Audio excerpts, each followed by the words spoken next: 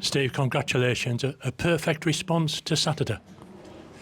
I mean, it was a really, really strong first half performance, obviously, until the disruption. It's probably as good as we've played. The goals were really good, all stuff that we'd hoped that we'd improve on. The link, the way to pass, the final decision in the box. It was really good. So obviously then you have that little delay at half time. You get through the next sort of 7 minutes, and you want to just go and you just want to keep it up second half. And I thought we surrendered a little bit too much possession second half. Although they were playing in front of us a lot. They were always going to sort of throw a caution to the wind. So they were always going to get a couple of balls into the box.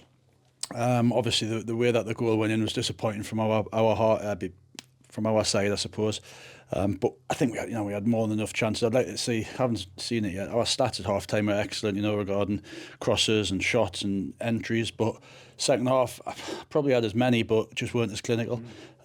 So the remit before the game was 3 points. We needed to get 3 points to start this week with 3 home games and then a long away game again to try and bridge the gap and sort of climb a little bit. So that's what we've did. As I say, it was a bit of a disrupted evening, but at the end of the day, that's all we wanted at the start of the game, and there's loads of positives. People worked really hard tonight. Young Charlie is doing work that he probably isn't used to doing, going the other way, because we're trying to be brave going forward, where he gets loads of the ball, and again he got loads of the ball today. He got another assist, but obviously the flip side of that is he's going to have to dig in a little bit going backwards, and I thought he did that brilliantly tonight. And it's just another part. It's part of his learning process. Max it's a little bit easier for Max because I think he's played wing back a lot more times than Charlie, but. He did a really good job for the team today, and that's what I've tried to explain to him tonight. Good on Aiden Rutledge as well. He's scored in 4 straight games now with 2 there. Yeah, as I said, I've been pleased for Aiden because he's been patient, and obviously Cedric and Jack have started the season, and he's had to be patient, and he's got his goals now, and obviously Jack got a bang on the shin about 4 or 5 weeks ago, which still hasn't sort of healed. And every time he gets a bang on it, you can see he's physically limp. He never has to come off because of the type of fella he is. But sometimes he needs protecting from himself.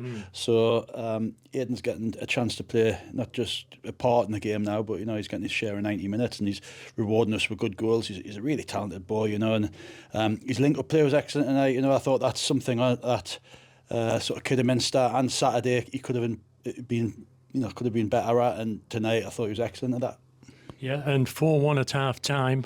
Obviously, you wanted to press on in the second half. They came into it a bit more, didn't they? But they were always leaving themselves open, and Matty finished it off there.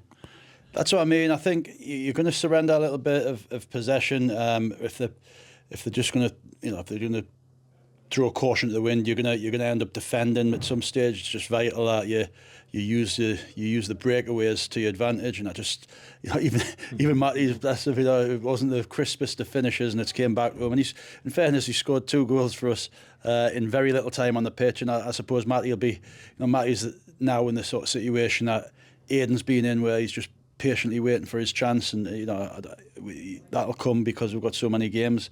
But as I say, it's a good habit to have. He's come on at Kiddie and scored the winner, and he's came on tonight and put the game to bed. Yeah. And hopefully now we've clicked into gear at home. After going so long without a home win in the league, suddenly we've got 3. Yeah, well, I'd like to think we have clicked into gear. Really, we've. It's been frustrating. It's probably 6 points gone begging at the start of the season, but as I said to you at the start of the season, we've changed things a little bit. We've got lads coming in. We did have a spell at the start of the season where we just didn't look like we were confident at home at all. Now we've hit a spell where we look like we're going in the right direction again. Other teams will have their spells, and let's hope ours is behind us. As you say, 3 home games in a row. The second of which is going to be our local rivals, Spennymore, on Saturday.